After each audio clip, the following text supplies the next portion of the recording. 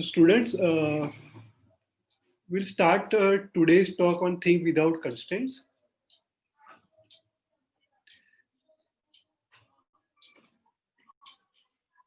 हम सब जानते हैं कि हम सब कंस्ट्रेंट्स से जुड़े हुए हैं। कंस्ट्रेंट्स मतलब उस तरह की चीजें जो हमें कुछ नया सोचने, नया करने पे से रोकती है।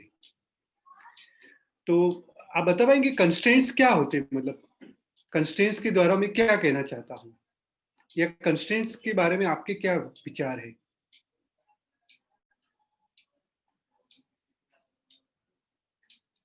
आप चैट बॉक्स में लिख सकते हैं।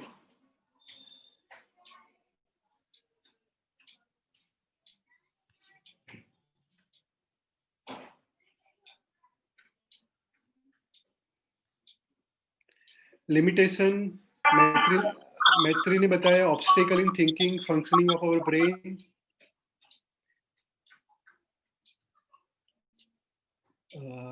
बराबर, आपने सही बताया कि लिमिटेशन और ऑब्स्टेकल, तो जो लिमिटेशन और ऑब्स्टेकल होते हैं उसी को हम किस तरह से धीरे धीरे हटा सकते हैं और अपने आप में इंप्रूवमेंट ला सकते हैं। Is English is appropriate language for you? Combination of Hindi and English.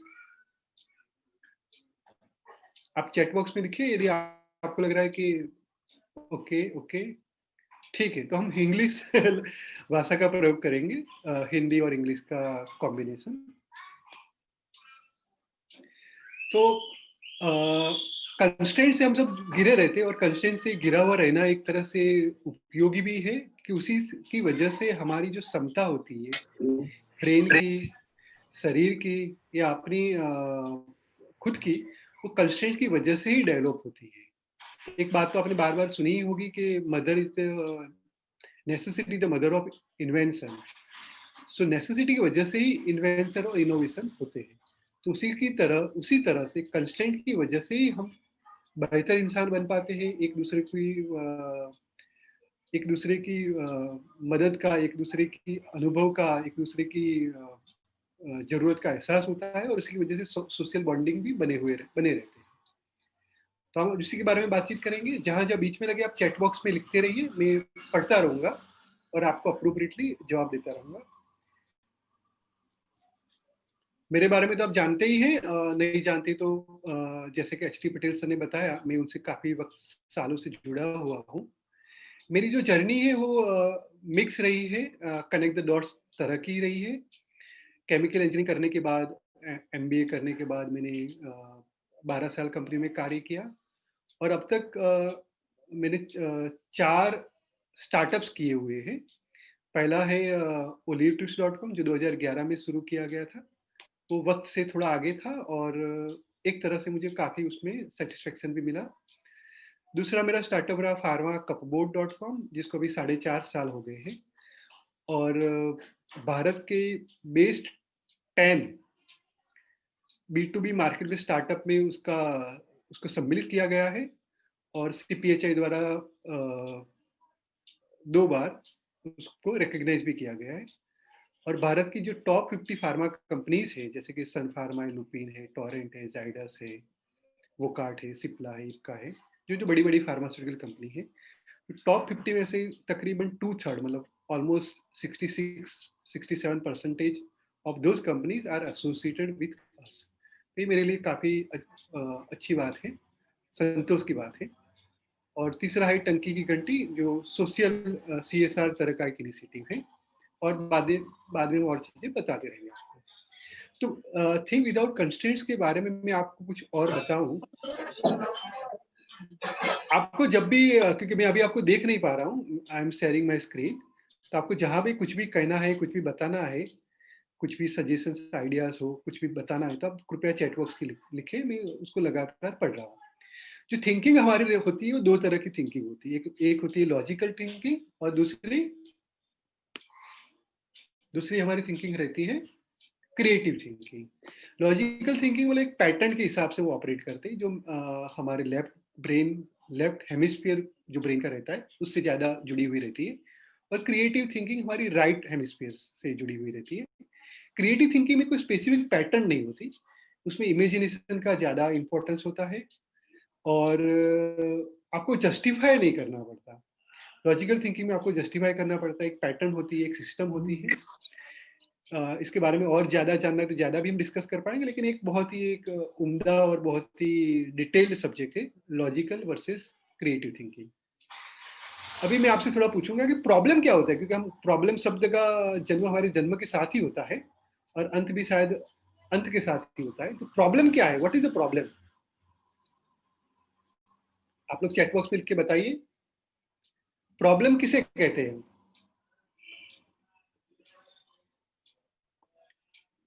जल्दी से बताइए। समस्या, प्रॉब्लम यानी समस्या। तो किसे हम समस्या कहते हैं?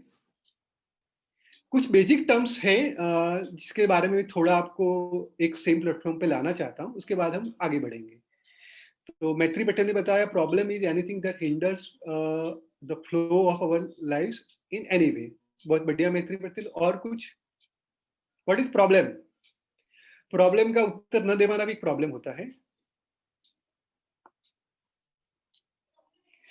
अ, थोड़ा मैं बता देता हूँ आप लोगों को सहूलियत के लिए। Problem is basically a difference और gap between your current level or current condition or current situation to desired level।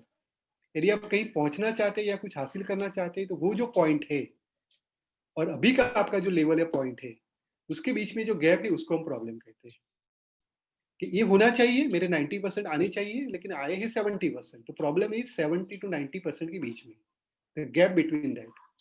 यदि आपको कोई फ़िल्म देखनी है और नहीं देख पा रहे, तो वो प्रॉब्लम है कि ये मैं चाहता हूँ और ये नहीं हो पा रहा है। तो desired state and current state, उसके बीच का जो गैप है उसको हम प्रॉब्लम कहते हैं। और सॉल्यूशन क्या है? थोड़ा आसान हो गया होगा आप लोगों के लिए। Please write in chat box and let me know what is solution in as per your definition, as per your thinking. Shivam, Neha, what is solution?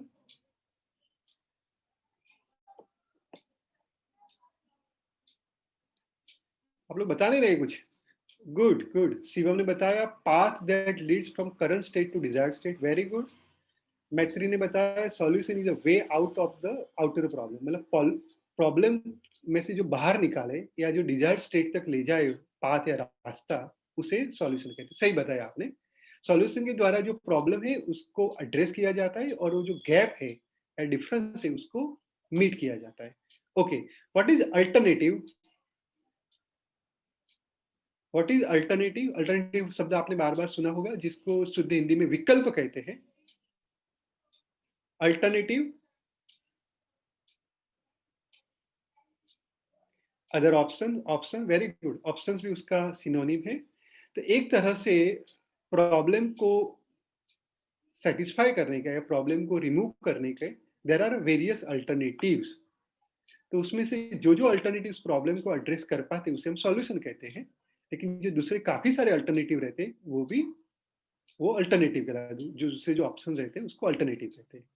तो आप ऐसे इस बात से तो आप सहमत हो गए ही कि किसी प्रॉब्लम का यदि सॉल्यूशन लाना है तो देर आर वेरियस सॉल्यूशंस या वेरियस अल्टरनेटिव्स। तो आज की हमारी जो चर्चा या विचारणा रहेगी वो उस अल्टरनेटिव्स के आसपास ही रहेंगी कि किस तरह से हम ज्यादा से ज्यादा अल्टरनेटिव जनरेट कर पाए, अल्टरनेटिव को इवेल्युएट कर पाए, अल्टरनेटिव को समझ पाए, जिससे we have more solution. If you have more solution then you can solve your problems very easily, betterly, better way, cost efficient way, and which will be integrated approach। तो किस तरह से हम ज्यादा से ज्यादा अल्टरनेटिव जनरेट कर पाए कम से कम वक्त में, और उसमें से ज्यादा alternative which are suitable for our problem और रिलेवेंट फॉर अवर प्रॉब्लम। समझ में आ गया यहां तक आप लोगों को? चैट बॉक्स में लिखे यस, गुड, वेरी गुड। अभी हम थोड़ा और आगे बढ़ते हैं। आइडिया, आइडिया क्या है? क्योंकि ये जो पॉइंट्स है वो आप लोगों ने काफी सारे जगह पे समझे होंगे, तो मैं जस्ट चाहता हूँ कि एक बार आपको इसको रिफ्रेश कर लें आगे बढ़ने से पहले, और जो इससे फेमिलियर या एक्वेंटेड नहीं है तो एक बार वापस एक्वेंटेड हो जाए। What is idea? मैत्री ने बताया जो जो भी ऑप्शंस अवेलेबल होते वो आइडिया होते। तो idea is basically clicking through in your brain, a new thought. सही है। तो idea is basically a starting point, a thought which will lead to a probably alternative and which will probably lead to a solution। और idea की वजह से ही आप innovation कर पाते हैं, आप कुछ नया सोच पाते हैं, कुछ भी नए नया कार्य कर पाते हैं, नए सोच नए विचार के साथ रख पाते हैं। And idea is not necessarily product और service, it can be putting your perspective, thinking differently. चाहे आप अच्छे पेंटर बनना चाहते हैं तो पेंट करने के लिए यदि आपको कोई आइडिया या स्टार्टिंग पॉइंट मिलता है तो उसे भी हम आइडिया ही कहते हैं।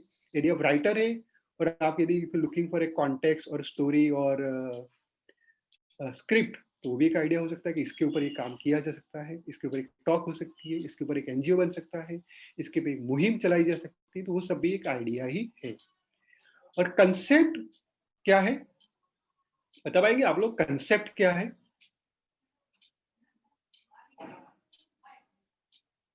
चलो कोई बात नहीं, कंसेप्ट के बारे में एक्सप्रेशन ऑफ आइडिया, ठीक है, हम इसके ऊपर वापस बाद में आते हैं। आप लोगों के लिए छोटी सी एक पजल है। आप देख सकते हैं कि दो बॉक्स बने हुए, इनर बॉक्स और उसके बाहर एक आउटर बॉक्स, और बीच में एक लंबी सी लाइन ड्रॉ की गई है। और आपकी सहूलियत के लिए मैंने बीच बीच में उसके अल्फाबेट के द्वारा पॉइंट्स के नाम रखे हुए हैं। अभी आपको पेन पेंसिल का यूज करना है, और पेन पेंसिल नहीं है तो आप वर्चुअली भी स्क्रीन के ऊपर भी कर पाएंगे। मुझे सारे पॉइंट्स कनेक्ट करने, सारे मतलब कि एंटायर जो भी डायग्राम है, मुझे एंटायर डायग्राम बनाना है, बराबर, एवरीथिंग जो भी ब्लू कलर से सेंटर में ड्रॉ किया हुआ है वो एंटायर डायग्राम मुझे बनाना है विदाउट लिफ्टिंग पेन और pencil. Rule number 1। Rule number 2, आपको किसी भी पॉइंट या किसी भी लाइन पे दोबारा नहीं जाना है। Single way, one way, single time journey, और आपको ये डायग्राम बनाना है। तो अब बताइए आप कैसे बनाएंगे? मैं आपको 90 सेकंड का वक्त देता हूँ। आपका जो भी उत्तर है वो आप चैट बॉक्स में पॉइंट के द्वारा दर्शा पाएंगे, तो मैं अच्छे से समझ पाऊंगा कि आप क्या कहना चाह रहे हैं कि किस तरह से इस डायग्राम को बनाया जा सकता है। मैं वापस बता दूं, सारा डायग्राम आपको वापस बनाना है पेन या पेंसिल उठाए बगैर, और एक जगह पे दोबारा गए बगैर। मतलब आपको एक ही बार एक जगह पे जाना है, कोई भी पॉइंट पे एक बार ही जाना है। तो आप कैसे बनाएंगे? आप आपकी जो शुरुआत है वो कहाँ से करेंगे? एच से, आई से, ए से, सी से, बी से, डी से, जी से, एम से? मैं जो कह रहा हूँ वो प्रॉब्लम आपको समझ में आ गया होगा। किस तरह से इस डायग्राम को हम पेन या पेंसिल को उठाए बगैर और एक जगह पे दोबारा गए बगैर बना सकते हैं? कहाँ से हम शुरुआत करेंगे और कहाँ पे एंड करेंगे? बहुत सरल है।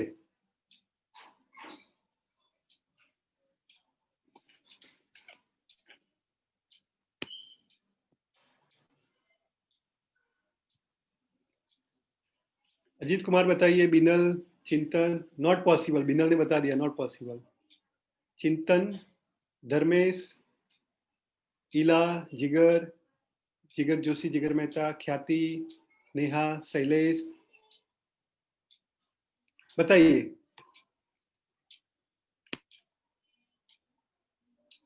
नॉट पॉसिबल, या कोई अटेम्प्ट करना चाहेगा?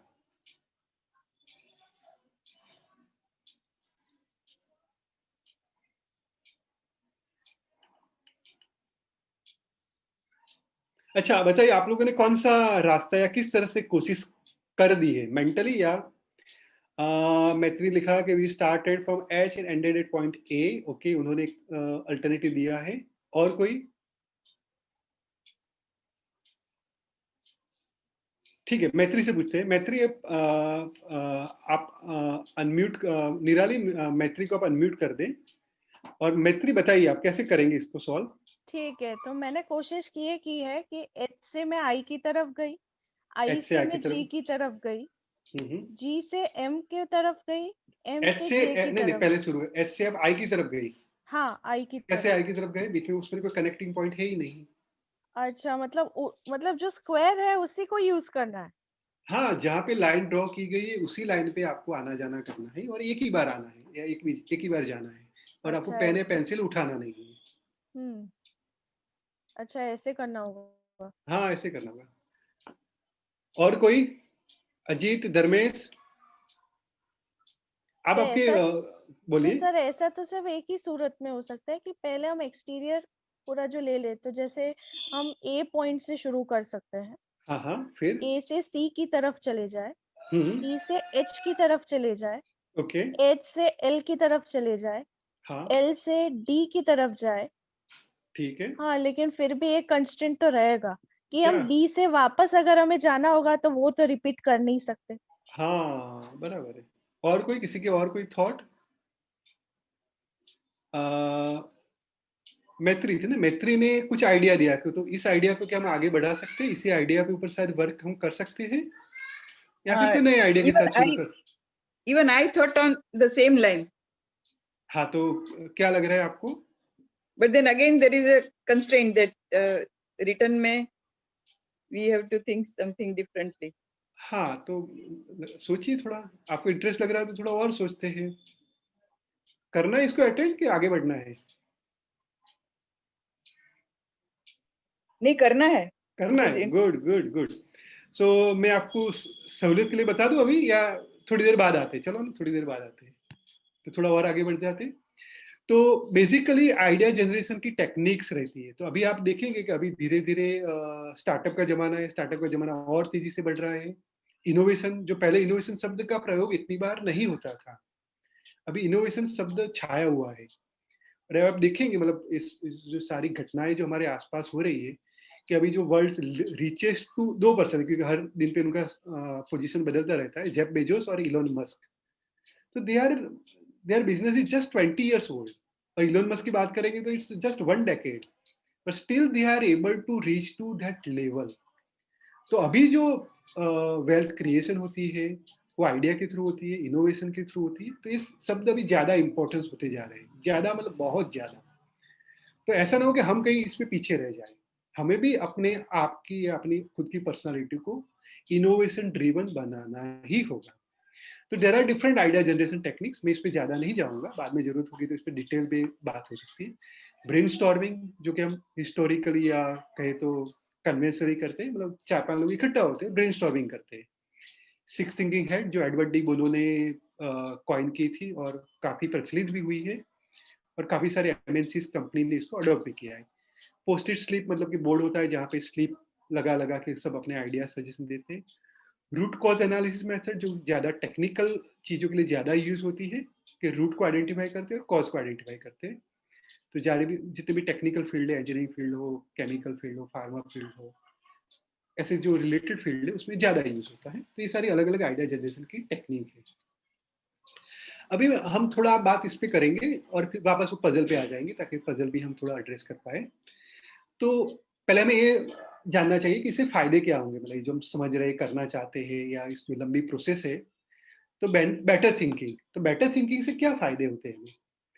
तो मैं आपको बता दूं, बेटर थिंकिंग से एक तो फायदा ये होता है कि आप फास्टर, इंटीग्रेटेड, फुल और इम्प्रूव थिंकिंग कर पाते हैं। फास्टर मतलब कि आप तेज सोच पाते, जल्दी से सोच पाते, जल्दी से प्रॉब्लम को एड्रेस कर पाते, जल्दी से आप समझ पाते हैं। इंटीग्रेटेड मतलब कि ऐसा नहीं कि आप यहाँ से गए कहीं पे और फिर पता चला कि वो रास्ता तो बंद है, या आप ये चीज भूल गए हैं, या आपको यहाँ नहीं जाना था, या जाने से पहले वो कॉल करना था या चेक करना था, तो इंटीग्रेटेड अप्रोच नहीं हुआ। तो किस तरह से हम इंटीग्रेटेड थिंकिंग कर पाए? फुल मतलब कि जितना भी हम चाहते हैं वो पूरे एस्पेक्ट कवर हो जाए। इम्प्रूव मतलब कि पहले की थिंकिंग से बेटर हो। तो इस तरह की बेटर थिंकिंग हम कैसे कर पाए, उसके बारे में थिंक विदाउट कंस्ट्रेंट्स आपको मदद रूप होगा। तो इसके बारे में बात करेंगे। How can we generate more alternative, मतलब हर चीज के हमारे पास एक या दो सॉल्यूशन होते ही है, क्योंकि वो किसी ने बताए हो, या हमारे पूर्व अनुभव के द्वारा हमें प्राप्त हुए हो, या कहीं पे हमने पढ़े हो। बट ऐसा जरूर नहीं कि वही विकल्प या वही अल्टरनेटिव हमारे लिए भी रिलेवेंट ही है। जैसे किसी व्यक्ति ने 10वीं के 12वीं की, 12वीं में इतने परसेंटेज आए तो उसने स्ट्रीम एक्स ज्वाइन की, एक्स ज्वाइन करने के बाद उसने आगे कैरियर बढ़ेगा। तो आप भी ऐसे ही इवेल्यूएट करेंगे कि हमारा बगल वाला जो भाई साहब है, उनका लड़का भी 80% आया था, इसी स्कूल में पढ़ता रहा, उसके भी, तो उसने एक्स स्ट्रीम ज्वाइन की, एक्स स्ट्रीम ज्वाइन करने के बाद उसने इस कंपनी में काम करके कैरियर बढ़ा। तो ऐसा जरूर नहीं कि वही विकल्प, वही पाथ अपने लिए भी रिलेवेंट हो, because we need to check the relevancy. We need to check what are the different variables are there, what are the different desired, what are the different skill set is there. So for that we have to generate more alternative, more વિકલ્પો વધારે generate કરવા પડે, વિચારવા પડે. Better thing से एक फायदा एक और होगा कि हम न्यू आइडियाज और कंसेप्ट जनरेट कर पाएंगे, हम मोर क्रिएटिव और इनोवेटिव बनना चाहेंगे. आप में से कोई है जो इनोवेटिव और क्रिएटिव नहीं बनना चाहता है या उसकी यात्रा नहीं करना चाहता है? अच्छा, किसी ने चैट बॉक्स में नहीं लिखा है तो सब लोग बनना ही चाहते हैं. एलन मस्क का और जो बुजो का एग्जांपल देख के कोई बोल ही नहीं सकता है ना. हाँ हाँ, तो इम्प्रूवमेंट इन प्रॉब्लम सॉल्विंग, मतलब प्रॉब्लम से हम सब लोग घिरे हुए ही हैं, तो हम अपनी प्रॉब्लम को इम्प्रूव, मतलब प्रॉब्लम सॉल्विंग की अपनी जो टेक्निक है उसमें इम्प्रूवमेंट ला सकते हैं. अपनी जो प्रोडक्टिविटी मतलब कि कम चीजें उपयोग करके ज्यादा प्रोड्यूस करना, कम एनर्जी में ज्यादा काम करना, कम पेट्रोल कंज्यूम करके आप ज्यादा किलोमीटर जा सकते हैं. तो सारे प्रोडक्टिविटी के एग्जांपल है. आप यदि 2 घंटा स्टडी करते बट स्टिल यू गेट 90%, और पहले आप 3 घंटा स्टडी करते तो 80% आते, तो आप क्या कहेंगे मेरी प्रोडक्टिविटी इंप्रूव हुई क्योंकि अभी मैं 2 घंटा ही पढ़ता हूँ.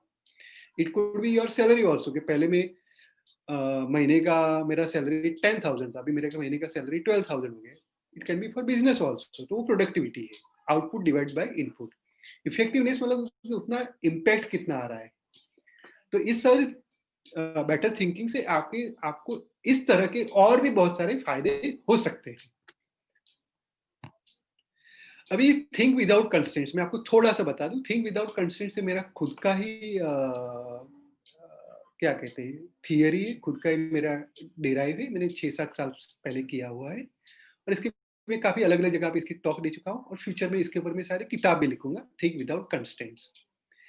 तो जो मैंने इनोवेशन और क्रिएटिविटी के फील्ड में जब मैं कॉलेज में था तभी मेरी चीज में दिलचस्पी ज्यादा आ गई. तो इसको मैंने तकरीबन पिछले 20 साल से इसको मैं स्टडी कर रहा हूँ, एक्सपीरियंस कर रहा हूँ, एक्सपेरिमेंट कर रहा हूँ, इनसाइट हासिल कर रहा हूँ, रिसर्च कर रहा हूँ, ऐसा आप कह सकते हैं. तो इसी का ये निष्कर्ष है या आप कहेंगे कि जिस्ट है, जिसके बेस पे थिंक विदाउट कंस्ट्रेंट्स नाम की जो थियरी है या वर्कशॉप है जो मैंने डिजाइन की है.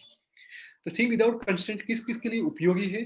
जो इन्वेस्टिगेटर होते हैं, जो डिटेक्टिव हो, लॉयर हो, पुलिस हो, प्रेस हो, डॉक्टर्स हो, जिनको कुछ इन्वेस्टिगेट करना है.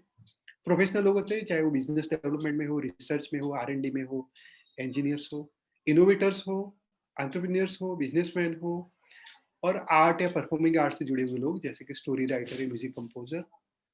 और मैं इस तरह से आगे आपको और कहूंगा कि हम सब के लिए, क्योंकि हम सब लोग कहीं ना कहीं ऊपर में अपने आप को या एक से ज्यादा जगह पे फिट करने की कोशिश कर रहे हैं या वहीं पे है. तो थिंक विदाउट कंस्ट्रेंट्स के हम सब के लिए उपयोगी है.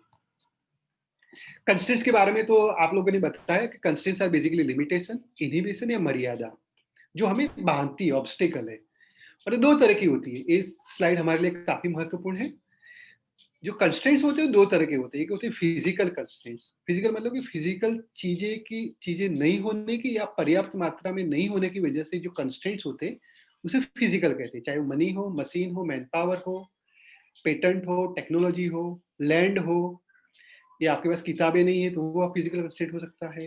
आपके पास छोटा मकान और बड़ा चाहिए तो वो कंस्ट्रेंट हो सकता है. आपको बैठने के लिए प्रॉपर्ली टेबल चेयर नहीं तो कंस्ट्रेंट्स है, उसको हम फिजिकल कंस्ट्रेंट्स कहेंगे. और मेंटल कंस्ट्रेंट मतलब अपनी थिंकिंग की कंस्ट्रेंट्स, कि हम सोच ही नहीं पाते. यदि हम सोच ही नहीं पाएंगे तो करना है तो उसके बाद आता है, but we can not think about it. The idea does not come to our mind, we never thought of it.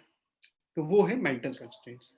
तो आज की हमारी जो पूरी चर्चा रहेगी वो मेंटल कंस्ट्रेंट्स के ऊपर रहेगी. फिजिकल कंस्ट्रेंट्स तो बाद में टैकल किए जा सकते हैं या विजिबल है, पर मेंटल कंस्ट्रेंट्स वो इनविजिबल है.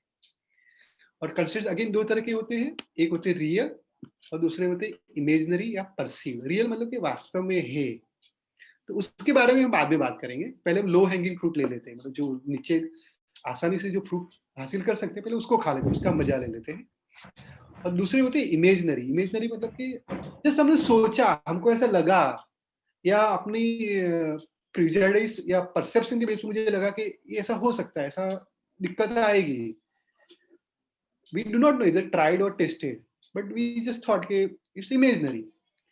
तो आप में से कोई बताएगा कि अब तक आपने कोई ऐसे कंस्ट्रेंट्स आपके जीवन में या कहीं पे भी आपने ऑब्जर्व किए हो जो मेंटल कंस्ट्रेंट्स हो और इमेजिनरी हो या परसीव्ड हो? आपको चैट बॉक्स में लिख लिख के बताते रहना है। Binal, Bhargav Soni, Ajit Kumar, mental constraint HMP, Ila madam है, Neel, Jigar Mehta, Maitri Patel, Naitik Panchal, Suresh Neha, bhai, shall I share something? Yes, Yeah, when I turned 51, I decided to go for the morning walk in the Kamati Ghat. There are people, friends, they were going since long. And being very close to Fatehganj, I couldn't go to because of so many reasons. What we said that આપણે બધા બનાવેલા બહાનાઓ, we have defense mechanisms and all that. So I decided to gift myself કે આજે તો સવારે ભગવદ ગીતા વાંચી અને મારી 51st બર્થડે ના મારે કમાટી ગાર્ડન જવું છે. So I made up my mind and I could finish all the tasks I wanted to leave before Kamati Garden, and I could. But previously I was giving all these excuses to myself. So this is just an example which came to me. Thank you. आपने बिल्कुल सही कहा। मतलब imaginary जो constraints रहते हैं वो वाकई में हमारी सोच में मतलब बाधाएं जनरेट करते हैं, उसकी वजह से हम काफी सारी चीजें नहीं कर पाते। जैसे कि समझ लीजिए कि आपके पास कुछ फूड है ना, और आप रास्ते से गुजर रहे, आपने देखा कि कहीं पे कोई व्यक्ति बैठा हुआ है जरूरतमंद, पर आप सोचते कि उसको फूड दूं या नहीं दूं, उसको क्यों दूं, किस तरह से यूज करेगा, कुछ भी मतलब इस तरह का सोच के हम उस चीज को हम इम्प्लीमेंट नहीं कर पाते। हम just we have the imaginary constraint या इमेजिनरी इनहिबिशन। ऐसा हर बार जरूरी नहीं होता है। ऐसे काफी सारी चीजें हैं, जैसे कि अजीत ने लिखा कि constraints of living in flat by many owners for installation of solar panel. हाँ, तो ये भी एक कंस्ट्रेंट्स है एक तरह की। तो हम थोड़ा और आगे बढ़ते हैं। अब मुझे 1 मिनट का विराम दीजिए, जस्ट मैं यहीं पे इसको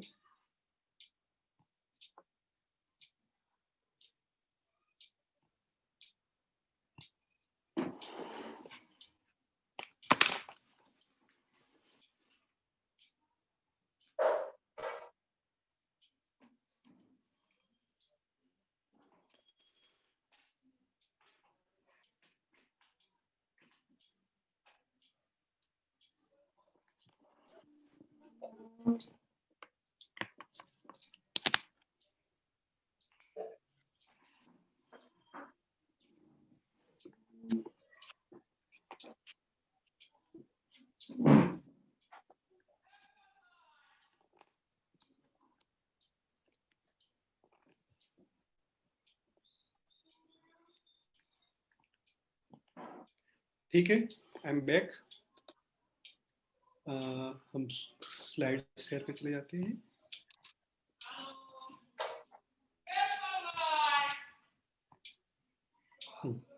अभी आप देख पा रहे हैं?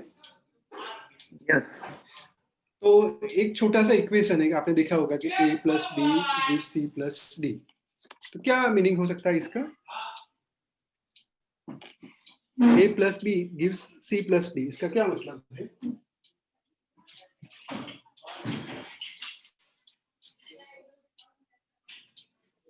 Sum total of AB is equal to sum total of C plus D.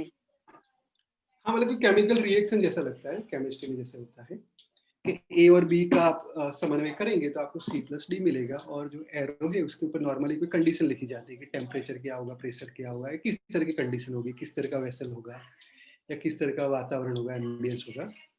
तो हमारे जीवन की जो छोटी सी समस्या है, पैराडॉक्स है, वो इसी में है कि हम सेम रिसोर्स यूज करना चाहते हैं, A और B, but we don't want C plus D, we want something else. यदि आप चाय का कोई पात्र लेंगे और उसमें चाय, शुगर, मतलब चाय, चीनी, पानी और आदू अदरक डालेंगे तो आपको उसी तरह का आउटपुट मिलेगा यदि आप सेम कंडीशन फॉलो करते हैं, चाहे टेम्परेचर हो या, पर हम चाहते हैं कि अलग अलग रिजल्ट आए, even though we have the same resources. तो पॉसिबल नहीं है। आपको इनपुट चेंज करना पड़ेगा या फिर आपको जो प्रोसेस है उसमें बदलाव लाना पड़ेगा। यदि आप समझ लीजिए कि रोज का 8 घंटा किसी पैटर्न से पढ़ रहे हो और आपके परसेंटेज आ रहे हैं 70%, but if you follow the same process, exactly the same process, and but you want instead of 70% you want 80-90%, तो पॉसिबल है ऐसा?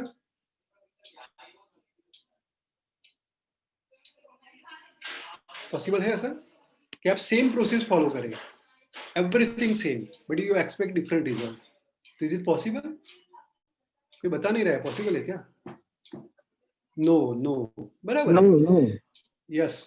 तो उसमें क्या करना पड़ेगा? It's very unfair that you expect different result and if you still follow the same process और same inputs, तो वो पॉसिबल नहीं है या वो शक्य नहीं है। तो उसके लिए आपको इनपुट्स में बदलाव लाने पड़ेंगे या प्रोसेस में बदलाव लाने पड़ेंगे। तो हम उसी के बात करते हैं। तो अभी हम टॉपिक पे आ जाते हैं। टॉपिक मतलब कि जो नाम रखा गया है, कंस्ट्रेंट्स।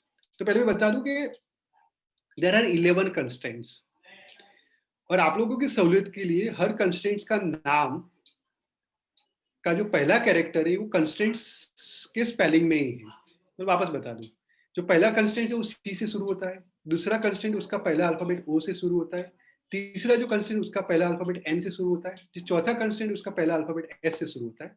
तो इस तरह से कंस्ट्रेंट जो 11 लेटर से बना हुआ शब्द है, उसी के एक एक लेटर पर से एक एक कंस्ट्रेंट्स का नाम आ रहे हैं। तो 11 कंस्ट्रेंट्स को आपको याद रखना काफी सरल है, और कंस्ट्रेंट शब्द के अंदर ही 11 कंस्ट्रेंट्स को आप कैसे एड्रेस कर पाए, वो एक आसान सा तरीका है। तो मेरे ख्याल से कंस्ट्रेंट्स तो आपको याद रहेंगे ही, तो उस तरह से आप कंस्ट्रेंट्स को एड्रेस कर पाएंगे। तो आपको ये उचित लगा, मतलब कि कंस्ट्रेंट्स के स्पेलिंग के अंदर ही 11 कंस्ट्रेंट्स आप लोगों की सहूलियत के लिए इनबिल्ट किए गए हैं। Does it sound exciting to you?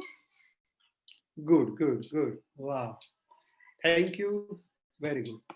तो हम कंस्ट्रेंट्स के बारे में आते हैं। तो सबसे पहला जो कंस्ट्रेंट्स है, मैंने इसको जानबूझ के उसी ऑर्डर में नहीं लिया हुआ है, ताकि मैं भी चाहता हूं कि आप थोड़ा बताएं कि कौन सा कंस्ट्रेंट्स रह गया है। तो जो पहला कंस्ट्रेंट्स मैं आज मैं आपके सामने जो कवर करने जा रहा हूँ वो ये observation skill. It stands for O. Constraints में जो ओ आता है उसके ऊपर से ऑब्जर्वेशन स्किल। तो जब भी यदि हमें आपको बेटर थिंकिंग डिराइव करनी है, या हमें थिंक विदाउट कंस्ट्रेंट, मतलब हमको फ्रीली थिंक करना है, क्रिएटिवली इनोवेटिवली थिंक करना है, तो ऑब्जर्वेशन स्किल हमारी अच्छी होनी चाहिए।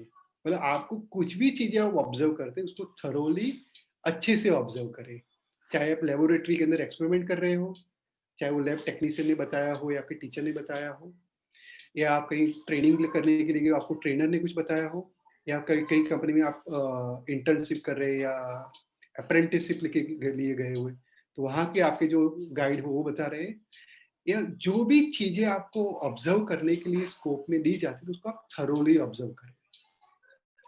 You have to develop your integrated approach rather than just restricting it to particular stream या डिवीजन, या जो मुझे कहा गया, जो मैंने था मेरे स्कोप में, वो मैंने ऑब्जर्व कर, ऐसे नहीं।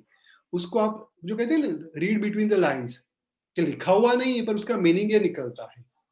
तो उस तरह की आपको आपकी ऑब्जर्वेशन स्किल को बढ़ाना होगा। और जो भी आप ऑब्जर्व करते हैं, actually they are the sources of ideas. क्योंकि आप जब ऑब्जर्व कर पाएंगे थरोली अच्छे से, तो उसी में से आपको डिफरेंट डिफरेंट आइडियाज इमर्ज होंगे। जितने भी आप देखेंगे बिजनेस या स्टार्टअप या न्यू आइडियाज होते हैं, वो ऑब्जर्वेशन से आते हैं। जैसे एक बात बता दूं आप, जैसे रतन टाटा गुजर रहे थे रास्ते से, उन्होंने देखा कि छोटा सा फैमिली है जो बारिश के मौसम में स्कूटर पे भीग रहा है। तो उन्होंने वो अच्छे से ऑब्जर्व किया, और उस ऑब्जर्वेशन में से उनको आइडिया मिला टाटा नैनो का, कि छोटी सी car, affordable car for lower middle class या मिडिल क्लास। ये वो ऑब्जर्व कर पाए। वैसे वो गाड़ी में जा रहे थे, उनको ऑब्जर्व करना या नहीं करना, वो आप या हम सोचेंगे उनको क्या जरूरत है भाई कार में से ये सब चीजें ऑब्जर्व करने की। But when you get do observation, then you get only the better ideas. आप एक और एग्जांपल लेंगे कि जैसे कि पीवीआर सिनेमा जो मिस्टर बिजली ने शुरू किया था, जो एक मल्टीप्लेक्स का जो रिवॉल्यूशन हुआ आज से 10-12 साल पहले, तो एक पायोनियर है आइनॉक्स और पीवीआर। तो उन्होंने पीवीआर के मिस्टर बिजली ने स्टडी किया कि this multiplex is not just for watching film, it is for better experience, it's for better refreshment. So they draw the learning और एग्जाम्पल फ्रॉम हॉस्पिटैलिटी सेगमेंट, कि अच्छी होटल में, 5 स्टार होटल में किस तरह से कस्टमर या गेस्ट को ट्रीट किया जाता है, उनके लिए कैसी आरामदायक चेयर रहती है। आप देखेंगे ना बड़ी बड़ी होटल में या रिसोर्ट में जो रिसेप्शन पे जो एरिया होता है उस पर आरामदायक कुशन वाली बैठने की व्यवस्था होती है। तो वहां से उन्होंने वो लर्निंग उठा के पीवीआर सिनेमास की जो चेयर है, आरामदायक चेयर, वहां पे वो लेके गए। So this sources of idea of is based on the observation skills. इसको और भी बता पाऊंगा और आप भी ऑब्जर्व कर पाएंगे। So observation skill is the feed for information then knowledge, और नॉलेज के बाद में आता है विजडम। तो पहले इंफॉर्मेशन फिर नॉलेज उसके बाद विजडम, पर शुरू होता है ऑब्जर्वेशन से। ठीक है, अभी हम उस पजल पे पहुंच जाते हैं जहां पे हमने वो पजल को आधा छोड़ा था।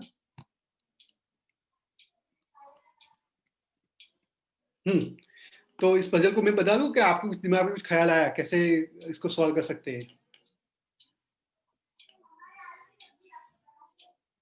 कुछ क्लू मिला आपको? मेरे ख्याल से मैत्री ने बताया था, तो उसने जो बताया था वो सही बताया था, लेकिन आगे वो नहीं सोच पाई थी। सर यस, उनका सॉल्यूशन बताना है। ओके, मैं बता देता हूँ आपको सॉल्यूशन।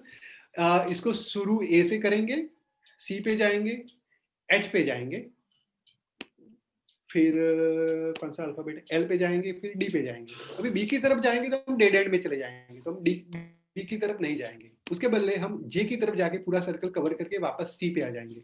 समझ गए आप लोग? सी से हम ई पे जाएंगे, ई से आई, आई से के से एफ, और एफ से एम की तरफ पूरा वो पाथ कवर कर लेंगे और ई पे आ जाएंगे। ई से जी, जी से एफ, एफ से डी, डी से बी। हो गया?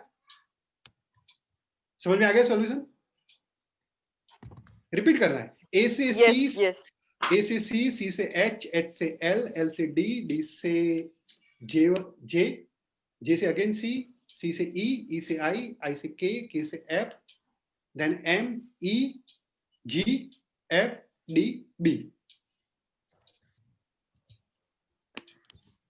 लेकिन सर डी पॉइंट से वापस रिपीट नहीं होगा क्या? आपने तो नहीं, कहा हम था वहां कोई पे रिपीट नहीं होना चाहिए। हम पॉइंट पे तो, पॉइंट इज वेरी क्या कहते हैं, it's micro in size. Line पे दोबारा नहीं जाना है। पॉइंट पे जब जाएंगे तभी टच हो पाएगा ना, लाइन पे नहीं जाना है वापस। पॉइंट पे जाएंगे तभी तो जुड़ेगा। चलिए हम आगे बढ़ते हैं। तो हमने एक कंस्ट्रेंट देखा, ऑब्जर्वेशन स्किल। अभी दूसरे कंस्ट्रेंट पे आ जाते हैं, इमेजिनेशन पावर। ऐसा कहा जाता है कि imagination is more power, more important than knowledge. क्योंकि नॉलेज जो होता है ना, ज्ञान, वो एक तरह से लिमिटेशन ही है कि ऐसा हो सकता है, ऐसा किया गया है, या ये चीज मुझे पता है, तो वो नॉलेज है। नॉलेज इटसेल्फ इज लिमिटिंग, क्योंकि वो इतना ही बताता है जितना पता है। पर इमेजिनेशन वो बताता है कि ऐसा हो सकता है, ऐसा किया जा सकता है, ऐसी संभावना है। तो that's why imagination is more important than knowledge. Imagination की वजह से ही आप कुछ नया कर पाते हैं। You can see the future, you can see the possibility. तो हमें अपनी इमेजिनेशन पावर को बढ़ाना है, उसको इंपॉर्टेंस देनी है। और जैसे आप कुछ भी इमेजिन कीजिए कि इस तरह की लाइन हो सकती है क्या, इस तरह से बिजनेस किया जा सकता है क्या, इस तरह की रेसिपी बनाई जा सकती है किचन में क्या। जब या नोट डाउन कीजिए ऐसे कुछ भी आपके इमेजेस के थॉट आए, उसको फर्स्ट प्लेस में उसको आप चिंता मत कीजिए उसको कैसे करेंगे, पहले आप सोचिए, इमेजिन कीजिए, उसको लिखिए। फिर उस जो भी आपके 10, 15, 20 विचार आए हो, इमेजिनेशन आए हो, उसको आप कल्टीवेट कीजिए, डेवलप कीजिए, उसको आगे बढ़ाइए। तो फिर आपको अच्छे से आप सोच पाएंगे। जैसे कि Elon Musk, when he thought of hyper loop और पेपाल या फिर Tesla, so he saw the future, he saw the possibilities. He was not restricted कि ऐसा कैसे होगा, कैसे इलेक्ट्रिक कार चलेगी, जो मतलब कार चलेगी इलेक्ट्रिक पावर ड्रिवन हो। तो जैसे आप राइट ब्रदर्स की देखेंगे, राइट ब्रदर्स से पहले जो इंडियन था जिसने विमान उड़ाया था, बनाया था, तो they also saw the imagination. उन्होंने ऐसा नहीं सोचा कि पक्षी तो उड़ पाते, क्योंकि पक्षी का वजन तो 100 ग्राम, 200 ग्राम या 300 ग्राम होता है, लेकिन ह्यूमन बॉडी का वेट तो 60 to 80 kg होता है, तो कैसे ह्यूमन बीइंग उड़ पाएगा? But everything is because of imagination. तो आप इमेजिन कीजिए, जब इमेजिन करते हैं तो उसको विंग दीजिए, उड़ान को पंख दीजिए, उसको कंस्ट्रेंट्स या नॉलेज की वजह से मत रोकिए। ठीक है, इसमें आपको समझ में आ गया? आपकी कोई सवाल, एनी कमेंट, क्वेरी? ये क्या है, आप क्या देख पा रहे हैं आपकी स्क्रीन से? हमने क्या है? वेरी गुड मैत्री, क्या लिखा हुआ है, क्या है आपके सामने, कौन सा डायग्राम है?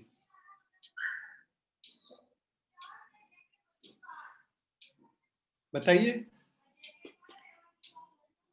Map of India, very good. और कोई? Thank you word in 12 different languages. Very good, आपने काउंट कर दिया, वेरी गुड। तो एक आप देखेंगे तो कोलगेट द्वारा किया गया हुआ एडवर्टाइजमेंट ही कहेंगे, कम्युनिकेशन कहेंगे, लेकिन उन्होंने कहाँ प्रिंट किया पता है आपको? कहाँ प्रिंट किया इसको? कोलगेट का जो टूथपेस्ट आता है, यस, कोलगेट के पेस्ट में अंदर की तरफ किया। Very good. जो कोलगेट का टूथपेस्ट का जो पैक होता है उसमें अंदर की तरफ, बाहर की तरफ तो वो लोग एमआरपी और अपना ब्रांडिंग करेंगे, लेकिन अंदर की तरफ ऐसा लिखा है। मैं तो वो वाले सेशन में उसने प्रश्न पूछा ना। हाँ, तो इस तरीके से आप देखेंगे तो जो इनर स्पेस जो अनअटेंडेड था, तो somebody saw the opportunity and they started communicating it। तो एक कोलगेट एक जरिया बनता है कुछ नया सीखने का, नया जानने का, जो पहले से अनयूटिलाइज था, मतलब इट वाज लाइंग आइडल। तो इस तरह की different different opportunities, different different imagination आप यूज कर सकते हैं। तो आप देखेंगे जितने भी मार्केटिंग या कम्युनिकेशन की जो इनिशिएटिव यूज होते हैं वो इस तरह के ही होते हैं कि भाई कुछ नया कैसे कर सकते हैं, कैसे नया आइडियाज ला सकते हैं। अब ये आपने देखा होगा घड़ी डिटर्जेंट पाउडर का जो नया पैकिंग आया है, तो घड़ी डिटर्जेंट के पैकिंग के ऊपर ही घड़ी के ऊपर मास्क पहना है, ये बताने के लिए कि मास्क इज इम्पोर्टेंट। तो उन्होंने अपनी घड़ी को ही मास्क पहना दिया। तो इस तरह से आप आपके नए आइडियाज के जरिए आप you can make better connect. तीसरा हमारा जो कंस्ट्रेंट्स में जो अल्फाबेट है वो है टूल्स और टेक्निक, स्टैंड्स फॉर टी। तो टूल्स और टेक्निक के बारे में तो आप जानते ही हैं, मतलब जानते ही हैं, और टेक्निकली आप जान पाएंगे कि there are different tools and techniques available for problem solving और for doing the thinking without constraints. There are techniques like brainstorming, doing discussion, group discussion, post it, 6 thinking hat, lateral thinking भी एक चीज है, मतलब नया टूल है, फिर design thinking, and then there are various idea generation tools. Root cause analysis मैंने आपको पहले बताया था। तो इस तरह की डिफरेंट टूल्स एंड टेक्निक्स का उपयोग कीजिए, जिसकी वजह से आपकी अनकंस्ट्रेंट थिंकिंग या थिंकिंग विदाउट कंस्ट्रेंट्स वो ज्यादा डेवलप होगी और आप ज्यादा अच्छे से सोच पाएंगे। तो इसके बारे में आपको टूल्स और टेक्निक के बारे में थोड़ा जानना पड़ेगा और उसके बारे में थोड़ी प्रैक्टिस करनी पड़ेगी हर एक टूल और टेक्निक को लेके। ठीक है? ये क्या है? मेरे ख्याल से शायद आप में से किसी एक या दो ने देखा हुआ हो इसको, ज्यादा लोगों ने भी देखा हुआ। ये क्या है? आपके सामने जो चित्र है उस पे क्या समझ पा रहे हैं आप? रोटी का हिप्स है। हाँ, रोटी है, वेरी गुड। हाँ, हाँ। और खाना खाते पहले हाथ धोने चाहिए। Very good. तो जब ये कुंभ का मेला जो हुआ था, मेरे ख्याल से ये 16 साल पहले पुरानी बात होगी, तो लाइफबॉय ने इस तरह से अपना एक कैंपेन शुरू किया जिसमें रोटी बनाने वाले जो ढाबे रहते हैं जहाँ पे रोटी बनती है, और आपको पता है कि कुंभ के मेले में तो कितने सारे लोग, मतलब कितने लाखों की तादाद में, करोड़ों की तादाद में लोग आते हैं।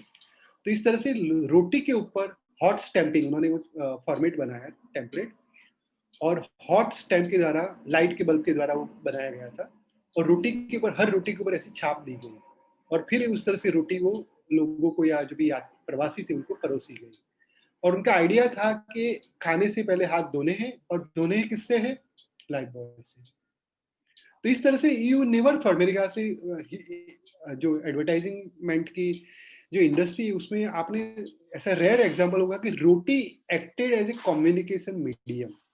एडवर्टाइजमेंट आपने देखी होगी तो व्हाट्सएप में प्रिंट होती है, लैपटॉप पे होती है, न्यूज़पेपर में होती है, पैम्पलेट लिफलेट पे होती है, इवन स्काई पे भी देखा होगा कि कुछ लिखा जाता है, लेकिन रोटी के ऊपर लिख के मैसेज देना ये शायद एक ही एग्जांपल होगा जो, और वो they printed crores of such roti and it were distributed hot, packed in the aluminum wrap। तो ये भी आप देखेंगे कि इमेजिनेशन को किस तरह से आप कहाँ ले जा सकते हैं और कहाँ से आप नए आइडियाज ला सकते हैं। This is the classic example. और उन्होंने जो शब्दों का जो चयन किया है, लाइफबॉय से हाथ धोए क्या, question mark, it prompting you, tempting you.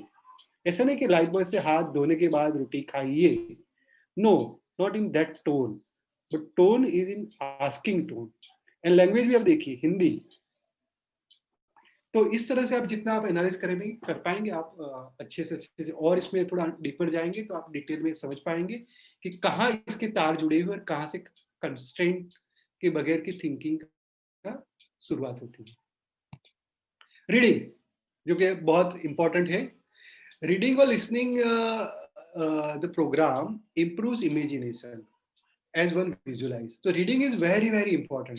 और युवा ने तो युवा रीड्स करके इनिशिएटिव भी शुरू किया है ताकि रीडिंग को और बढ़ावा दिया जा सकते और आप जैसे लोग रीडिंग कर पाए।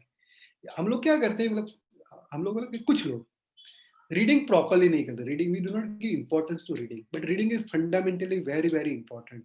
यदि आप देखेंगे वॉरेन बफेट और स्टीव जॉब्स, वो लोग पढ़ते रहते बस, उनका काम ही है रीड करना। कंपनी की एनुअल रिपोर्ट हो, इनसाइट हो, किसी की फिक्की मतलब वहाँ की जो भी फिक्की हो, एसोकैम हो या सीआई हो, तो उसका क्या प्रिडिक्शन है, कि पीएमजी की रिपोर्ट हो, डेलोइट की रिपोर्ट हो, कंपनी के फोरकास्ट क्या है, कंपनी का एनुअल स्टेटमेंट क्या है। They keep on reading, perspective, new thoughts, new ideas, बस किताब पढ़ते रहो। So reading is very very important because it gives you possibilities, it knows, it enables you, it shows your efforts to know more. And there are plethora of information available on internet, books, magazines, and so on. And do not keep your reading limited to books. It can be obviously extended to the digital world, means maybe good article, good blog, good piece of paper. So reading is very important because reading gives you more information. और reading important क्यों है, क्योंकि जब reading के द्वारा जब भी आप रीड करते हो तो किसी ने लिखा होगा, और लिखने से पहले लिखने वाले ने 10 बार सोचा होगा, 15 बार सोचा होगा, उसको और भी बहुत सारे लोगों ने पढ़ा होगा। तो इससे in a way proven fact, proven data, proven information which can help you to culminate more ideas. So अब तक हमने कितने कंस्ट्रेंट्स कवर किए? 3 या 4? अच्छा, कौन कौन से थे? 3। कौन कौन से है? पहला तो रीडिंग जो कि दिख रहा है हमें, और ऑब्जर्वेशन, वेरी गुड, और टूल्स एंड टेक्निक्स, और इमेजिनेशन। 4। ठीक है, हम आगे बढ़ते हैं। एक छोटी सी लाइन है, साई लुधियानवी ने लिखी थी धूल का फूल फिल्म में। मालिक ने हर इंसान को इंसान बनाया, हमने उसे हिंदू और मुसलमान बनाया। कुदरत ने बख्शी थी हमें एक ही धरती, हमने कहीं भारत कहीं ईरान बनाया। मतलब जब भगवान ने इंसान बनाया तो उसने हिंदू या मुसलमान बना के नहीं भेजा, मतलब देयर वाज नो डिस्क्रिमिनेशन या देयर वाज नो क्लासिफिकेशन। उसी तरह से जब कुदरत ने धरती की रचना की, चाहे उसमें नदी और पर्वत थे, और उसमें सरहद चाहे वो राज्य की हो, सीमा हो, या फिर देश की हो, तो उसने वो लकीर नहीं खींची हुई कुदरत ने। तो उसी तरह से हम भी अपने माइंड के अंदर, अपने ब्रेन के अंदर, या इमेजनरी या परसेप्ट बेस पे हम एक लाइन बना रहे थे, हम एक लकीर बना रहे थे कि भाई मेरा तो यही दायरा है, मेरा तो यही ब्लॉक है, मैं तो ऐसे ही सोचना है। मुझे तो साइंस पढ़ना है, तो साइंस की मेरी 7 किताबें, तो मुझे 7 किताबें ही पढ़नी है। तो वी ड्रॉ द बाउंड्री, उसके अलावा नहीं, उसके अलावा मैं नहीं पढ़ सकता। तो this are the mental boundary done by us. तो उसके बाहर सोचना है, उसके बाहर हमें तराशना है। वो बाउंड्री, वो रिजिड बाउंड्री नहीं है, वो एक सहूलत के लिए या सिस्टम के द्वारा बनाई गई है। And the system can always change. ठीक है, तो एजम्पशन पे आ जाते हैं। जो एक दूसरा जो कंस्ट्रेंट है, 5वां कंस्ट्रेंट हो एजम्पशन। एजम्पशन मतलब सोच लेना, अज्यूम कर लेना। So assumption is the biggest bottleneck. मतलब हम अज्यूम कर लेते हैं कि उसको बुरा लगेगा, उसे अच्छा नहीं लगेगा, इस तरह से काम नहीं कर सकते, मैं अपना सवाल टीचर को नहीं पूछ सकता, टीचर यदि बस में मिले हैं तो बस के अंदर टीचर के द्वारा मैं नहीं सीख सकता। तो ये अपने एजम्पशंस होते हैं। तो एजम्पशंस की वजह से ही हम काफी सारी चीजें इम्प्लीमेंट नहीं कर पाते या नया नहीं सोच पाते। तो assumptions are always vary from context. Context मतलब क्या होता है, टाइम हो, इवेंट हो, पर्सन हो, ऑर्गेनाइजेशन हो. तो assumptions को आपको सोचना है कि assumptions are not always valid. तो आप जो जो assumptions लेते हैं उसके बारे में थोड़ा गौर कीजिए और उस बाउंड्री को assumption को तोड़ने की या उससे बाहर आने की कोशिश कीजिए. तो उसका एक तरीका होता है कि क्वेश्चन पूछिए कि कैन आई आस्क क्वेश्चन और what are the basis for this assumptions. तो जब assumptions को आप चैलेंज करते हैं तभी वो चीजें वर्क करती है. एक छोटा सा एग्जांपल आपको समझाने के लिए और दे देता हूँ. पेटीएम तो आप जानते ही है कि जब नोटबंदी हुई तो जो पेटीएम मतलब पे थ्रू मोबाइल, उस ऐप का और उसके रिलेटेड दूसरी सारी जो डिजिटल पेमेंट गेटवे है उसका चलन बढ़ गया, मतलब उसका उपयोग बढ़ गया. उससे पहले भी ऐसी सारी चीजें थी. आपको जान के प्राउड होगा कि सैम पित्रोड़ा ने वडोदरा में 30 साल पहले ही कंपनी की शुरुआत की थी जो डिजिटल पेमेंट गेटवे के ऊपर वर्क कर रही थी कि मोबाइल के द्वारा कैसे पेमेंट किया जा सकता है. तो इसकी शुरुआत तो बहुत पहले ही हो चुकी थी, लेकिन पेटीएम इस चीज को अच्छे से कर पाया.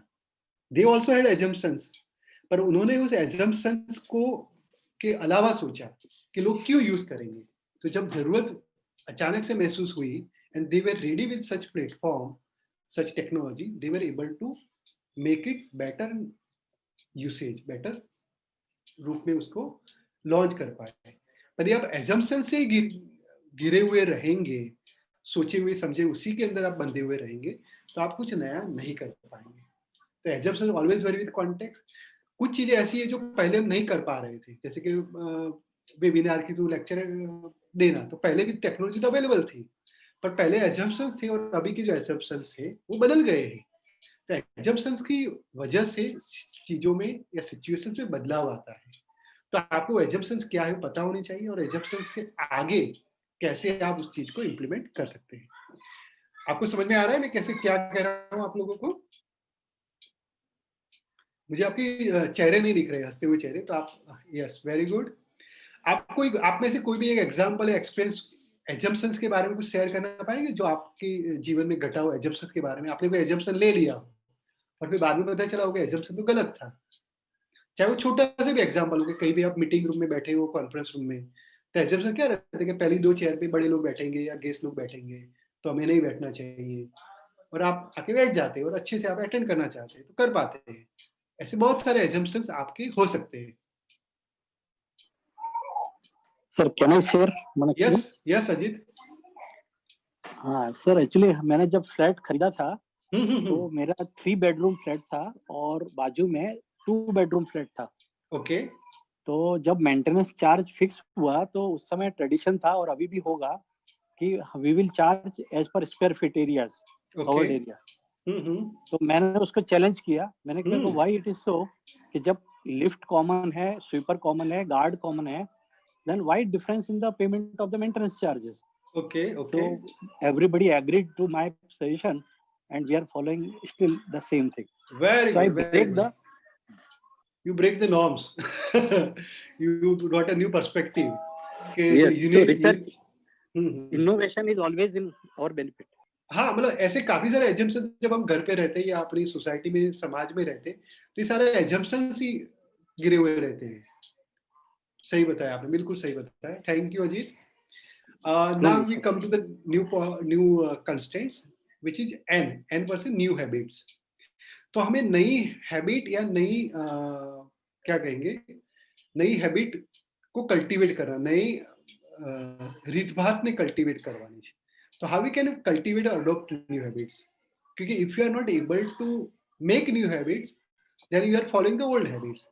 And if you are following the same old habits, then it means that chemistry reaction A plus B gives C plus D, because A and B are your old habit, but you want the output which is C and D, which is can be derived from your new habit. So आपको A plus B के अंदर कुछ दूसरा element जोड़ना है, N stand for new habit. So A plus B plus N gives C plus D plus, let's say you want R stand for result, something more, something better, something improved. तो उसके अंदर A plus B जो कि आपकी पुरानी habit है उसके अंदर N वाली न्यू हैबिट को कल्टीवेट करना ही पड़ेगा, अडॉप्ट करनी ही पड़ेगी. जैसे अभी एक मैडम ने, इला मैडम ने बताया कि मॉर्निंग वॉक या इवनिंग वॉक के बारे में, So the new habit is cultivated, then only you get the different result. And different result could be better health, new friends, better perspective, और वहाँ की जो भी आपने खूबसूरती देखी हो, नए फ्रेंड्स बने हो, और न्यू हैबिट्स की वजह से आप और नई हैबिट कल्टीवेट कर पाएंगे. ये भी एक कैटलिस्ट के रूप में कार्य करता है. कैटलिस्ट मतलब कि उद्दीपक. नई हैबिट की वजह से आपकी नई हैबिट बनती है. जैसे कि इनके मॉर्निंग और इवनिंग वॉक हो, तो ये न्यू हैबिट्स जो इन्होंने कल्टीवेट की, तो इसी वजह से इनकी नई और हैबिट कल्टीवेट होगी कि कुदरत को देखना, गार्डनिंग करने की हैबिट मन में जिज्ञासा वृत्ति बढ़ना, और लोगों को प्रेरित करना, बड़ोड़ा मैराथन में पार्टिसिपेट करना, जॉगिंग करना, या फिर वो अभी गार्डन जा ही रहे रोज, तो चलो ना कभी एक्सरसाइज कर लेते हैं वहाँ पे, जो भी जो एक्सरसाइज के टूल्स लगे हुए हैं, तो वैसी नई हैबिट आपकी कल्टीवेट हो सकती है. या फिर नई हैबिट वहाँ पे कल्टीवेट होगी कि वहाँ के आसपास के लोग जो हेल्दी जूस सर्व करते हैं, चाहे वो पुदीने का हो, कारेला का हो, या कोकम का हो, तो वो आपकी एक नई हैबिट कल्टीवेट होगी कि भाई चलो कभी कभी हम जूस भी पियेंगे. तो न्यू हैबिट की वजह से नई हैबिट कल्टीवेट होती है. आप समझ पा रहे हैं मैं क्या कह रहा हूँ? That's why the new habit is fundamentally very very important. यदि आप ओल्ड हैबिट के चक्रव्यूह में ही गिरे रहेंगे तो आप कुछ नया कर नहीं पाएंगे. If you want to be like Jeff Bezos, Elon Musk, Steve Jobs, या गूगल के दो जो लैरी पेज और सर्जी ब्रिन, या फिर वॉरेन बफेट, या फिर रतन टाटा, तो आपको नई हैबिट कल्टीवेट करनी ही पड़ेगी. You have to be adaptive. और नई हैबिट बनाने के लिए 4 चीजें मैं आपको सजेस्ट कर देता हूँ. Always try different path, different mode of travel, different time, different companion. इसको मैं थोड़ा और एलिब्रेट कर देता हूँ ताकि आप उसको अच्छे से समझ भी पाएंगे और अच्छे से इंप्लीमेंट भी कर पाएंगे. समझ लो कि आप एक जगह से दूसरी जगह जा रहे, चाहे आप घर से आप स्कूल या कॉलेज जाते हैं या आपका वर्क प्लेस जा रहे हैं. You have to follow different path. ना ऐसा नहीं कि आप एक ही रास्ते से जाएं, एक ही रोड से जाएं, एक ही सिग्नल से जाएं. Try to go by different different path. So this is for cultivating new habit. Try to adopt different mode of travel. मतलब जैसे कि आप एक ही जा रहे हैं, स्कूटर से जा रहे हैं, कभी बाइक से जाइए, कभी कार से जाइए, कभी लिफ्ट लेके जाइए, कभी पब्लिक ट्रांसपोर्ट से जाइए, कभी वॉक करके जाइए, कभी दौड़ के जाइए, कभी साइकिल लेके जाइए, कभी इलेक्ट्रिकल व्हीकल लेके जाइए. The different mode of travel will give you different observation. It will help you to cultivate habit. Different time पे जाइए. जैसे आप 9 बजे जाते हैं, कभी 8:55 पे जाइए, कभी 8:45 पे निकलिए, कभी जानबूझ के 9:10 पे जाइए. When you go at different time, you also get a different perspective, different insight. कभी आप कंपेनियन चेंज कीजिए. जैसे कि आप सीता है तो गीता के साथ जा रही है, तो अभी सीता बबीता के साथ जाएगी एक दिन, सीता ललिता के साथ जाएगी. तो उस तरह से आप कंपेनियन चेंज कीजिए. यदि आप एवरी डे या एवरी वीक आप एक एक कंपेनियन या एक एक साथी को बदलाव के रूप में भी चेंज करते, तो you come to know about different perspective, different thought about you are interacting with different person. तो आपकी जो हैबिट कल्टीवेट करने की जो क्या कहते हैं, जो जिज्ञासा है या जो वृत्ति है, उसमें आपको बढ़ा होगा. और वेल हर्ड रूल है 21 डेज रूल, कि यदि आपको कोई भी हैबिट बदलनी है या कहीं से भी आपको ज्यादा एक्वेंटेड होना है या उसी में आप फंस जाते हैं, तो 21 दिन, 21 days is the proven time by researcher and psychologist. तो आपको नई हैबिट करनी है तो आपको 21 दिन लगेंगे. 21 दिन में आप नई हैबिट कल्टीवेट कर पाएंगे. कोई कुछ ऐड करना चाहेगा यहाँ पे? कुछ अपने खुद के विचार, अनुभव, क्वेश्चन या कोई आर्ग्यूमेंट हो, कुछ डिफरेंट पॉइंट ऑफ व्यू हो? Suresh bhai, while working continuously for years together, I started relating HR theories with nature and plants and trees and everything. And I used to take different treks every day. Very So good, very good. that is excellent learning for me. Endless learning rather. Yes, yes, yes. तो वही बात है जो इला madam ने बताया. और जैसे बीच में मेरे ख्याल से एक फ्लैट वाले भाई साहब ने जो एग्जांपल दिया था, चैलेंज. तो कंस्ट्रेंट्स के अंदर एक अल्फाबेट आता है सी स्टैंड फॉर चैलेंज. तो जैसे उन्होंने कुछ फ्लैट के लिए चैलेंज किया था कि it has to be not as per the square feet, but it has to be may be number of units of house. बाद में उसको और कोई चैलेंज कर सकता है. It should be based on the number of person. तो challenge करना है अपने आप को, आपको चैलेंज करना है. और जब भी जो भी चैलेंज मिले, चैलेंज को स्वीकार करना है. Because challenge will give you an opportunity for learning, for grooming yourself. और चैलेंज को स्वीकार करने के लिए हमें कंफर्ट जोन में से बाहर आना है. जब आप कंफर्ट जोन में से बाहर आएंगे तभी आप चैलेंज को अच्छे से स्वीकार कर पाएंगे और चैलेंज को आप अच्छी रूप से अंजाम दे पाएंगे। तो कंफर्ट जोन में से बाहर आने की कुछ व्यवस्था तो अपने सिस्टम या समाज या अपने देश में बनी हुई ही है कि आप कंफर्ट जोन में से कैसे बाहर आएंगे। तो उसका सबसे पहला एग्जाम्पल है school. School is for taking child out of comfort zone, क्योंकि वो घर में रह के भी सीख तो सकता ही है ना, कि सोएगा, आराम से बैठेगा, घर में नई हैबिट कल्टीवेट करेगा, पर वो कंफर्ट जोन बना रहेगा, अपनों से घिरा हुआ रहेगा। कोई बच्चे इतने नसीबदार होते कि उसको जमीन पे पैर रखने की जरूरत नहीं पड़ती, उसको कोई ना कोई गोदी में लेके ही घूमता रहता है, चाहे वो 10 साल का हो जाए, 8 साल का हो जाए, पर वो कंफर्ट जोन है। हम चाहते हैं कि व्यक्ति कंफर्ट जोन में से बाहर आए और वास्तविकता के अपने आप को मजबूत करे। तो स्कूल में जाता है, मतलब घर से स्कूल। तो it's because the person goes out of comfort zone. आप देखेंगे तो माइथोलॉजी में भी जो कृष्ण, युधिष्ठिर, पांडव, राम, ये सब भी कहाँ गए थे? आश्रम। Because they have to impart or they have to learn something. They can easily learn the same thing in their Rajmahal, but their fathers wanted कि नहीं, इनको कंफर्ट जोन में से तो बाहर निकालना ही पड़ेगा। That's why they went to आश्रम, जहाँ पे उनको गुरुजनों से अलग अलग तरह की शिक्षा मिली, या फिर वो जो भी मेहनत करनी है वो मेहनत वो कर पाए। बच्चे लोग हॉस्टल में जाते हैं, क्यों जाते हैं?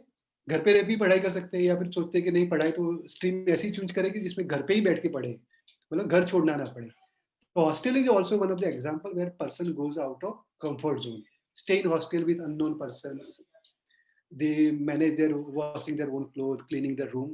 Whether they do or do not do, it's known to them only. They go far distance, मतलब कोई औरंगाबाद में रहता है तो जॉब करने के लिए अहमदाबाद आएगा, सिक्किम में रहता है तो उसकी जॉब शायद केरला में लगी तो वहां जाएगा, इंटर्नशिप करेगा अलग अलग। So these are the example which is made by our system or which is still applicable is to take person out of comfort zone. तो इसको और भी हम extend कर सकते हैं कि कंफर्ट जोन में से बाहर जाएंगे तभी आप चैलेंज का स्वीकार कर पाएंगे। और आप देखेंगे कि जितने भी लोग हैं कंफर्ट जोन के अंदर ही रहे, और ऐसे दूसरे लोग हैं जो कंफर्ट जोन के बाहर गए, मतलब जो हॉस्टल में रहे या कहीं पे कुछ दूसरी लोकेशन पे जॉब की घर के बाहर, तो उनका जो ग्रोथ होगा या उनकी जो लर्निंग होगी, उनका जो प्रोग्रेस होगा वो ज्यादा होगा। किनका? जिन्होंने कंफर्ट जोन से बाहर जाके सीखा है। आप अग्री है कि नहीं है मेरी बात से? तो जब भी आपको इस तरह की अपॉर्चुनिटी मिले तो उसको आप चैलेंज को ग्रैब कीजिए and treat them as opportunity to discover, explore, innovate. Very good. कोई एग्जांपल देना पाएगा कि कुछ ऐसी चैलेंज हो या कंफर्ट जोन के बारे में कुछ? मैं સુરેશ देना ભાઈ, चाहूंगी। sorry. मैं कोई बीजू पण बोलवा मांगतो तू, सम न्यू पर्सन। ओके, मैत्री और इला के अलावा कोई और पर्सन भी कुछ कह रहा था। We are on time, Nirali. I think we need Yes, to yes. do it little Don't fast. Okay. Fine. Yeah. Yes.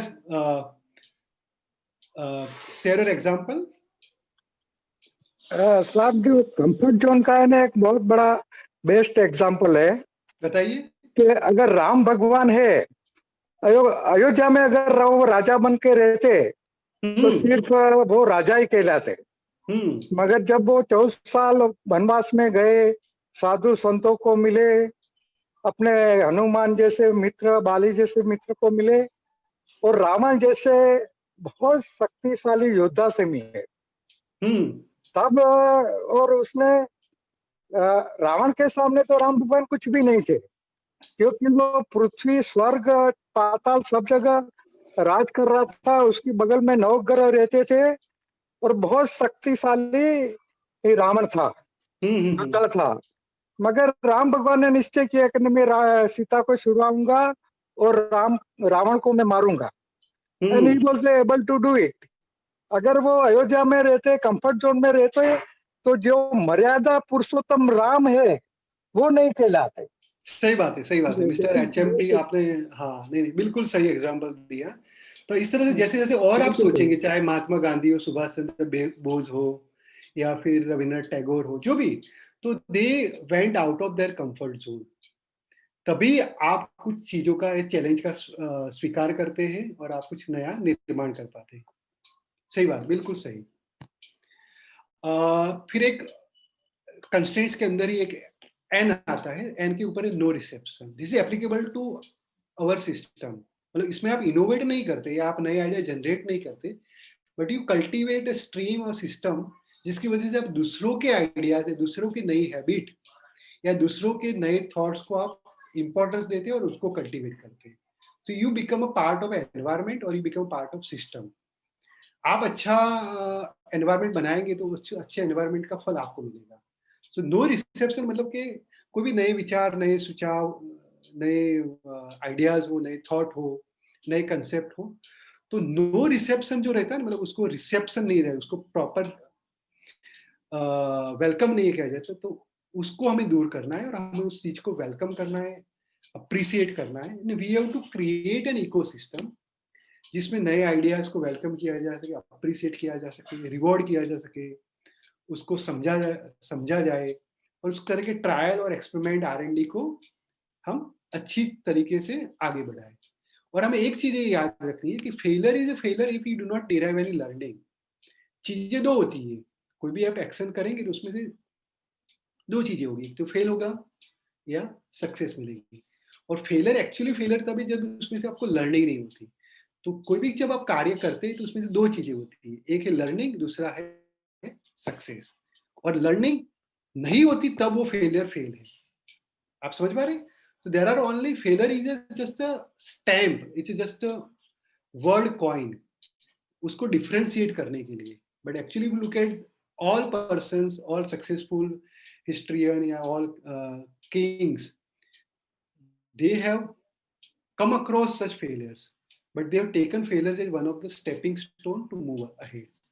So हमें भी उसी तरह की, यदि कोई भी हमारे आसपास कोई नई चीजें करता है, नई रेसिपी बनाता है, चाहे घर पे अपनी माता हो या पत्नी हो, कुछ नई आइटम, नई रेसिपी बनाई और अच्छे से बनी नहीं बनी हो, तो पर उसने एक अच्छे से अलग से नई चीज बनाने की कोशिश की, तो उसको आपको अप्रिशिएट करना है और उस नई चीज को वेलकम करना है। समझ लीजिए कोई व्यक्ति 2 हाथ से लिखने की कोशिश कर रहा है, तो आप कहेंगे वो तो एजम्पशन, आप चैलेंज करेंगे तो पॉसिबल ही नहीं है, क्यों कर रहा है? पर आप उसको अप्रिशिएट कीजिए कि हाँ, अरे क्या तो कुछ नया कर रहा है। If somebody makes a drawing with different set of colors, combining various colors, आप उसको अप्रिशिएट कीजिए। तो इस तरह की जो भी अलग अलग सी जो बदलाव सिस्टम में दूसरे लोग ला रहे हैं, तो उसको आप अप्रिशिएट कीजिए। You be a part of this ecosystem and you to set such mechanism कि हाँ, क्या बढ़िया काम किया है, क्या नया कार्य किया है, और उसको फिर उस तरह से फीडबैक दीजिए। So in order to support Suresh what you are saying and both the examples for that matter, that अभी हम लोग घर पे stuck है, तो let's say wife many times ask a question कि मैं ऐसा नया कुछ try करूँ खाने में, and more often I tell you it has come out better. So Yes. एक fear है, assumption है कि कैसा होगा, नहीं होगा, क्या होगा, वो सही में ऐसा नहीं होता है। More often you are able to do it well.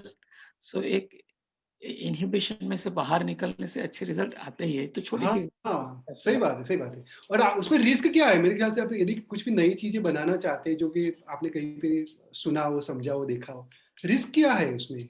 आपका जो खाना बना रहे वो खाना ही बनेगा, तो खाना ही बनेगा ना। और आपको लग रहा है कि शायद वो खाना आप नहीं खा पाएंगे, तो आप आधे घंटे पहले खाना बनाना शुरू कीजिए, तो आपको बैकअप रहेगा कि वो नहीं बना तो चलो we can go any time back to those dal roti. Right. And second example, if I give, is that, I had to appear for an exam and I was wondering, and more than me, some of my friends were wondering, at this age, exam देना है, अब याद रहेगा, कैसी चीजें हैं? But in reality, after you study, you find that you are able to remember and reproduce. Yes, yes, absolutely. जैसे कि अभी मैं किसी की बातें सुन रहा था, कल 2 महिलाएं बातें कर रही थी, तो एक महिला ने कहा कि वो लोग तो वहाँ घूमने गए गुजरात के अंदर ही कहीं पे, तो दूसरी बहन ने कहा कि आपड़ा एवा नसीब क्या। नाउ नसीब क्या, that is the perceived constraint.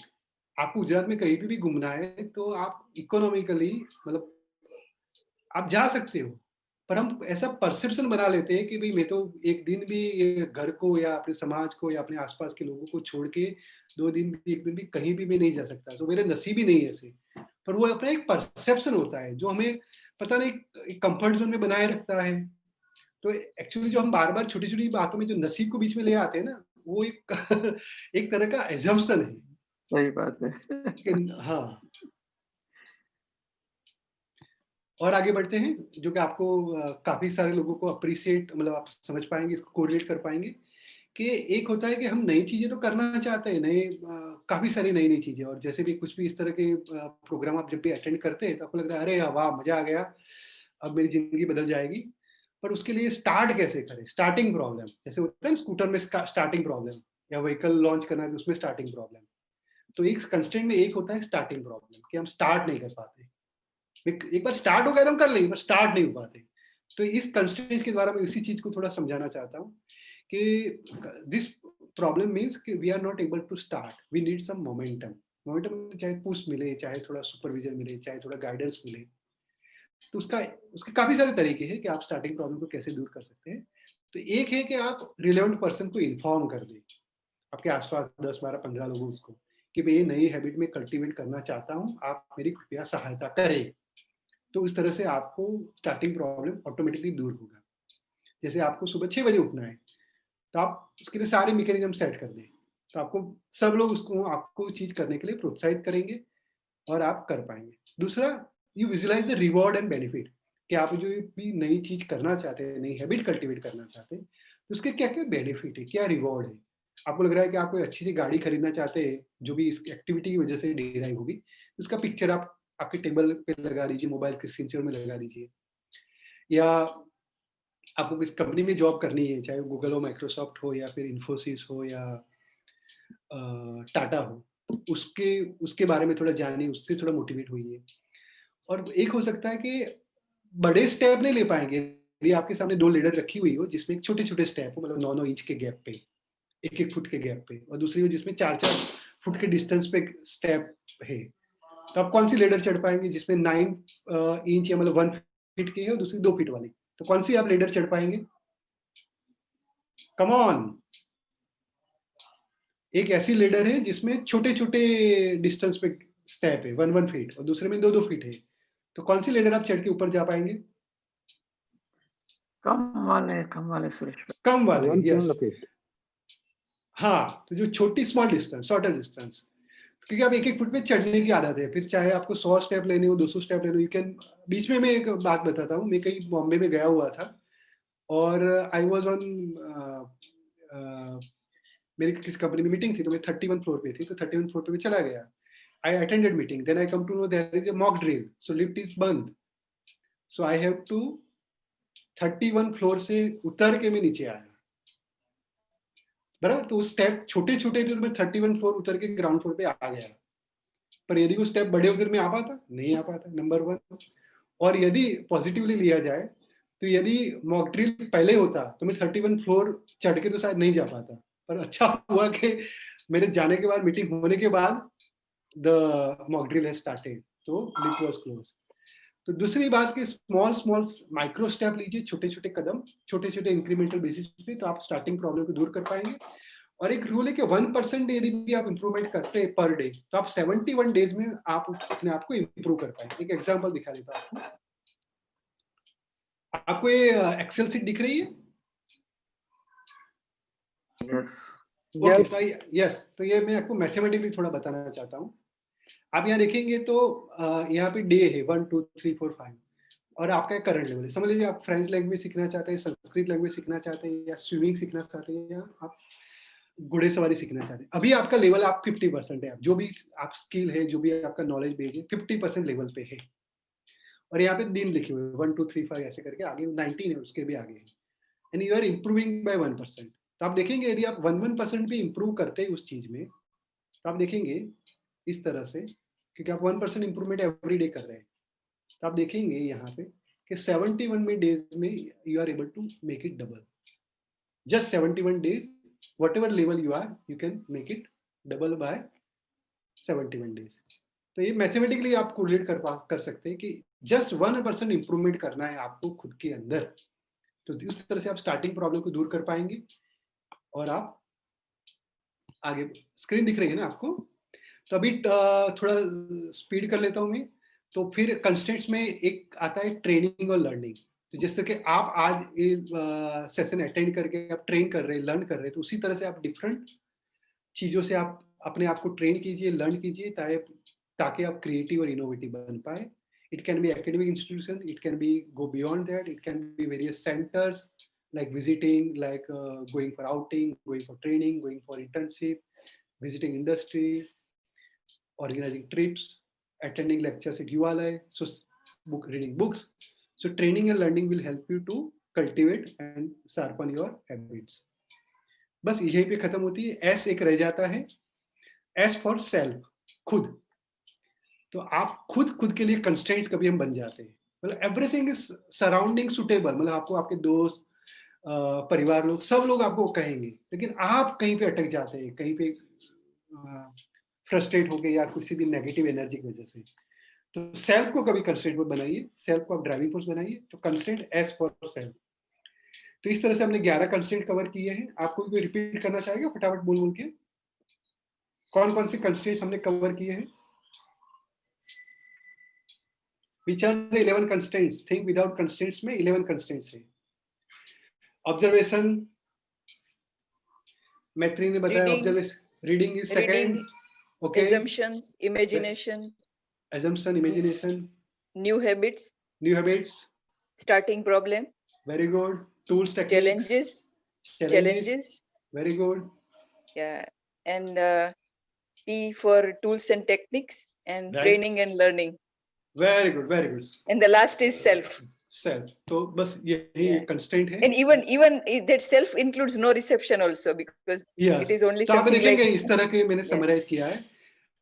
Lovely. आप उसके फर्स्ट अल्फाबेट पढ़ेंगे तो कंस्ट्रेंट बन जाएगा. एस लास्ट में है, वो जानबूझ के मैंने नहीं रखा है, मतलब this just to be make it invisible.